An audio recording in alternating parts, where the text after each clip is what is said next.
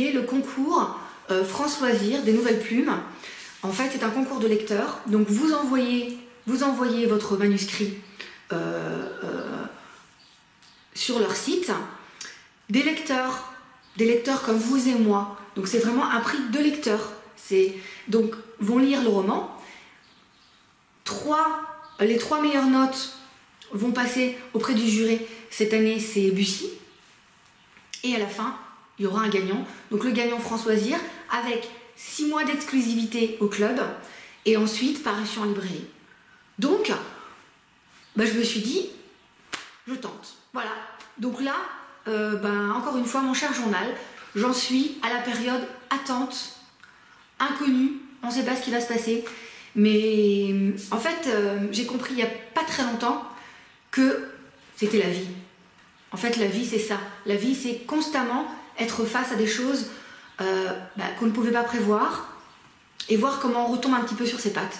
Donc maintenant, je reste cool, je fais des envois et je continue à écrire et à garder l'espoir surtout et à y croire. La question en fait d'un homme. Donc Eliette Abécassis m'avait posé la question pour mon premier polar, pourquoi tu fais parler un homme en fait? Et là aussi, pour ce roman-là, Père célibataire cherche le calme d'une petite verrière. Il s'agit d'un homme en fait, qui est père célibataire, Adam, qui a 40 ans. Et c'est vrai que se mettre dans la peau d'un homme, je trouve ça passionnant, intéressant. Je le fais pas dans chacun de mes romans. Encore une fois, moi j'arrive à la littérature, à l'écriture, par la porte en fait du théâtre et du cinéma. J'en ai fait un petit peu quand j'étais jeune. Et ce qui m'intéresse en fait, c'est ça. C'est pouvoir se mettre dans la peau d'un autre caractère, d'un autre personnage, d'un autre corps, d'un autre sexe, peut-être même d'un autre, puisque en fantasy, science-fiction, etc., on peut tout à fait imaginer et créer des personnages qui ne sont pas humains. Et ça, pour moi, c'est... Oh là là, mais c'est passionnant, c'est vibrant, c'est magique, vraiment, c'est vraiment magique. Donc, voilà, j'en reviens à ce roman, c'est pour ça que je me suis habillée en homme. Donc, Adam fête ses 40 ans. Divorcé, il élève ses 2 filles, tout en dirigeant la plus grande chaîne de sex shop de la Côte d'Azur. Poussé par les adolescentes et sa meilleure amie Tony, il accepte de s'inscrire sur un site de rencontre et de participer à un concours littéraire avec son premier roman. Mais le cynisme de l'homme prend le pas sur ses rêves. N'est-il pas trop désillusionné pour refaire sa vie? Qu'est-ce que vous en pensez? Est-ce qu'il va y arriver? Est-ce qu'il ne va pas y arriver? Il va retomber amoureux, pas retomber amoureux, changer de vie professionnelle? En fait, autour des 40 ans, entre 40 et 50 ans, beaucoup de personnes traversent une espèce de crise comme ça, de remise en question, où on se dit, ça y est, maintenant j'ai plus le temps, c'est ou maintenant ou jamais.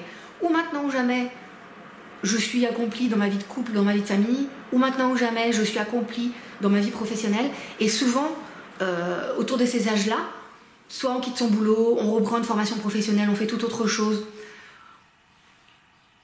Bibi. Autour des 40 ans, je me suis dit, allez, c'est maintenant ou jamais. J'ai toujours voulu écrire, depuis toute petite. J'ai vraiment ça en moi. Et voilà, je le fais, je saute le pas. C'est ce que j'ai fait. Et mon cher journal, tu es là pour témoigner en fait de toutes ces péripéties et de tout ce long chemin pour peut-être un jour être une auteure connue et reconnue et pouvoir vivre de ma plume. En tout cas, voilà ce que Eliette a écrit de ce roman, puisque je lui ai fait lire, Eliette Abécassis. C'est très bien écrit, très vivant. J'aime beaucoup le thème et la fantaisie de l'approche aussi, le mélange de légèreté et de profondeur.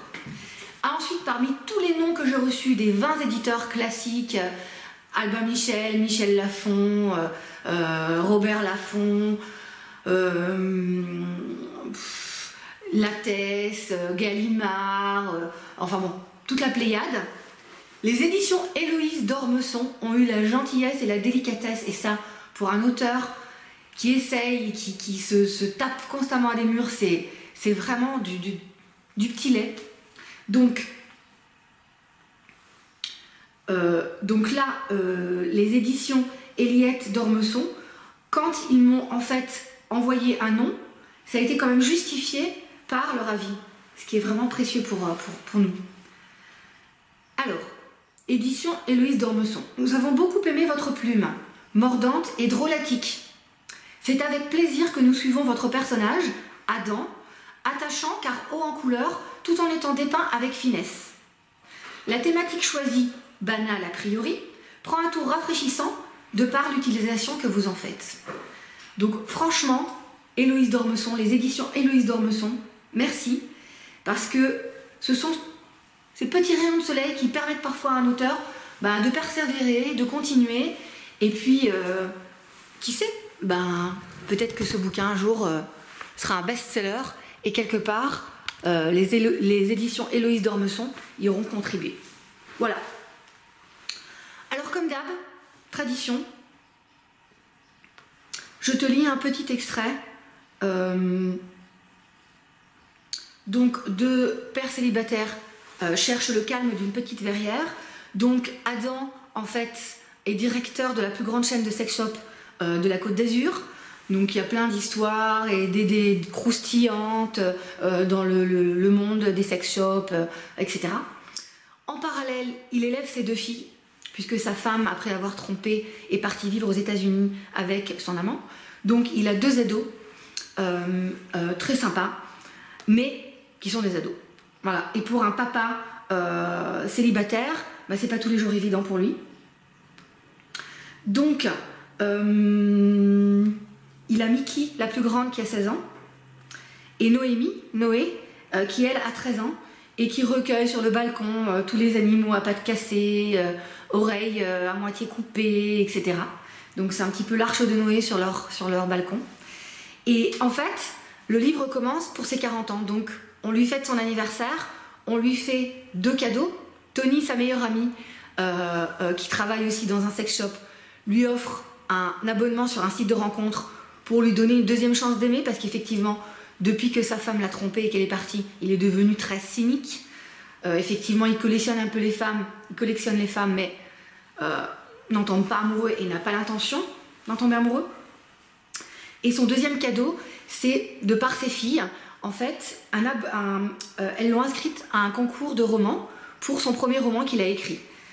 Et là, en fait, c'est vrai que il n'a pas très envie, ni ce site de rencontre, ni l'écriture, il ne se sent pas prêt, et il a envie d'oublier. Donc là, en fait, Sex Plus, qui est donc le nom des magasins dans lesquels il travaille, et son patron l'ont organisé en fait une soirée pour ses 40 ans.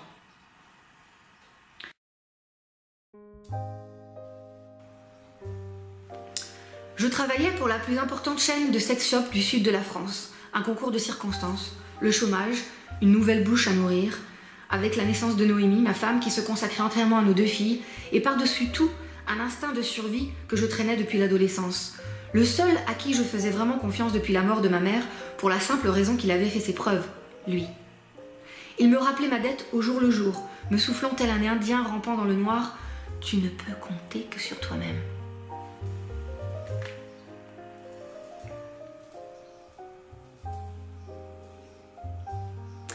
Le sex shop que supervisait Tony était le lieu idéal pour une fête d'anniversaire. Les soirées Sex Plus y étaient souvent organisées. Ce magasin à 2 pas de la gare de Cannes était un héritage familial. Loft immense avec mezzanine, réaménagé par Amos sans patron, pour les besoins de la société. Les mérites de la déco rétro, plutôt réussie avec son ambiance conviviale de bar américain des années 70, en revenaient à sa femme d'aujourd'hui. Elle avait été sa maîtresse il y a 25 ans et la cause de son divorce à l'époque. Son allure de poupée Barbie fragile bien élevée, limite timide, travestissait la réalité. Avec sa cinquantaine, elle avait 15 ans de moins que lui et 2 bonnes longueurs d'avance en matière de manipulation. Le genre à arnaquer tout en douceur, l'air de rien, avec un grand sourire. Non pas que mon patron soit blanc comme neige, loin de là, surtout en matière de fidélité. Mais face à elle, il ne faisait pas le poids. Et là où elle était forte, c'est qu'il était persuadé du contraire. Lui avait 2 fils de son premier mariage qu'il laissait pour compte sur les conseils avisés de Natacha. Quant à leur progéniture, le fils et la fille venaient parfaire le tableau de cette entreprise familiale peu ragoûtante. Moi, à part le patron et quelques vendeurs, je ne pouvais pas les voir en pâture. Enfin, pour ce soir, je n'avais pas le choix. J'allais faire bonne figure et laisser le tableau se flouter sous la gouverne du champagne qui allait couler à flot. Après tout, ce n'est pas tous les jours qu'on a 40 ans. À peine eus-je franchi le seuil de la boutique qu'un cri de bienvenue s'éleva tel un prologue prometteur. « Joyeux anniversaire !» Le DJ n'arrêta pas la musique. Une foule de gens dont je ne connaissais pas la moitié était en train de danser. Quelques-uns vinrent me donner une accolade, d'autres me firent un signe de loin. Un embouteillage de coupes se forma dans mes mains alors qu'on m'entraînait sur la piste de danse. Tony vint me rejoindre histoire de donner le change à Amos. Je savais qu'elle ne tarderait pas à rejoindre sa bien-aimée qui l'attendait de pied ferme. Elle n'avait jamais accepté que Nadia côtoie notre univers de peur de la salir.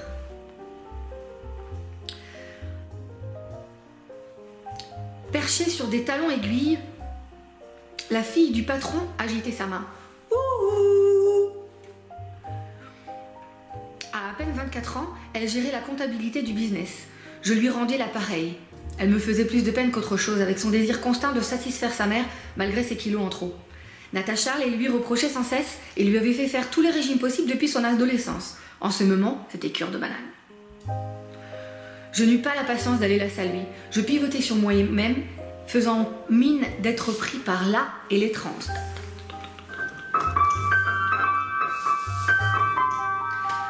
Je cherchais des yeux son père et sa Mortica Adams décolorés, en vain. Ils préparaient sans doute leur entrée remarquée. Aucun investissement ne devait rester sans profit. Toute occasion, même les 40 ans de ce même directeur général que la maîtresse de maison exécrait, étaient bonnes à prendre pour se faire la part belle.